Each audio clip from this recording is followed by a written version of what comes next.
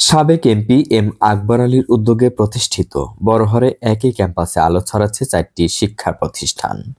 দৈনিক কলম সৈনিকের বিশেষ ম্যাগাজিনে প্রকাশিত এমন একটি প্রতিবেদন আমার দৃষ্টি কেড়েছে, তাই হুবহু প্রতিবেদনটি আপনাদের সামনে তুলে ধরার জন্য হাজির হয়েছি আমি আবুল হোসেন। সিরাজগঞ্জের উল্লাপাড়া উপজেলায় একই ক্যাম্পাসে গড়ে উঠেছে 4টি ভিন্ন শিক্ষা প্রতিষ্ঠান।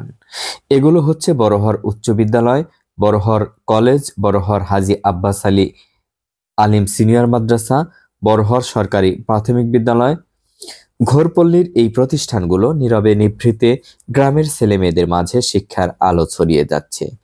এ উপজেলার সাবেক সংসদ সদস্য শিক্ষানুরাগী এম আকবর আলী এসব প্রতিষ্ঠা এবং বিস্তার করেন।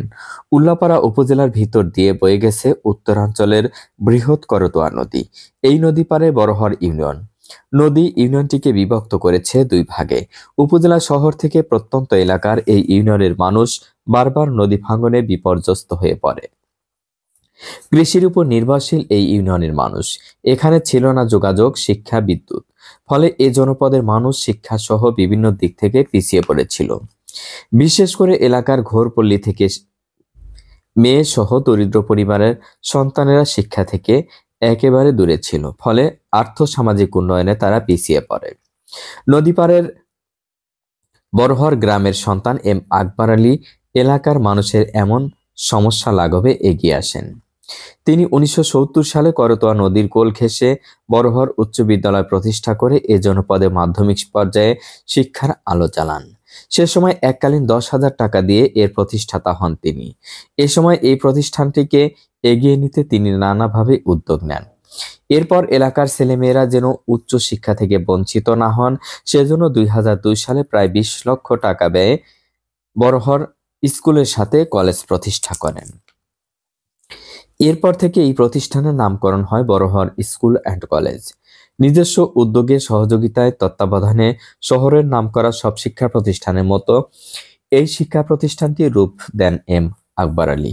কলেজের ছাত্রাবাস প্রতিষ্ঠার জন্য এম আকবর আলী 18 শতক জায়গা দান করেন।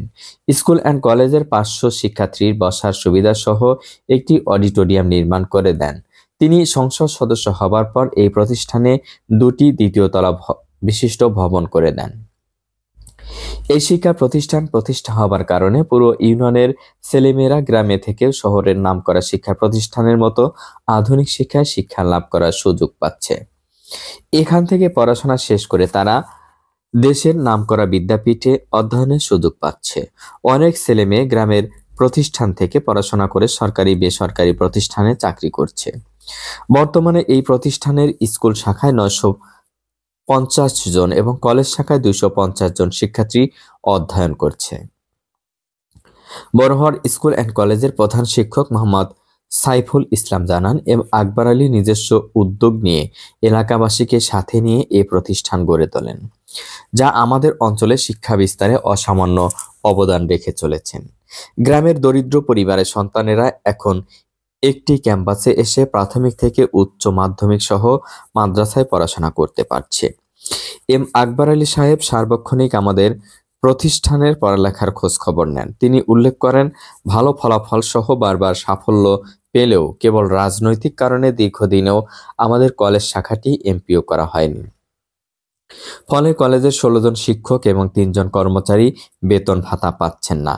আমরা আশা করছি এখন প্রতিষ্ঠানটি এমপিও করা হবে। এই প্রতিষ্ঠানের ভিতর রয়েছে বড়হর হাজী আব্বাস আলী দাখিল মাদ্রাসা, বড়হর সরকারি প্রাথমিক বিদ্যালয়। এম আকবর আলী প্রচেষ্টায় এইসব প্রতিষ্ঠানগুলোকে একটি ক্যাম্পাসে আবদ্ধ করে চারিদিকে ওয়াল দিয়ে ঘেরা দেওয়া হয়েছে।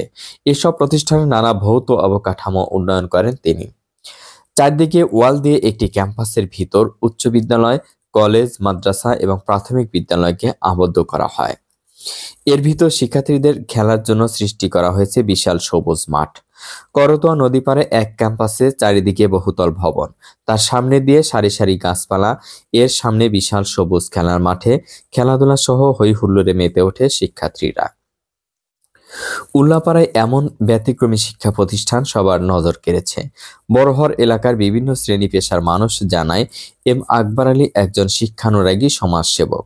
তিনি আমাদের এলাকায় এমন শিক্ষা প্রতিষ্ঠান গড়ে তোলার কারণে গ্রামে বসে এই ছেলেমেয়েরা আধুনিক মানের শিক্ষা প্রতিষ্ঠানে পড়ালেখার সুযোগ পাচ্ছেন, আলোকিত মানুষ হিসেবে গড়ে উঠেছেন। বদলে যাচ্ছে সময়ের সুবিধা বঞ্চিত করতোয়াপাড়ের মানুষের জীবনমান।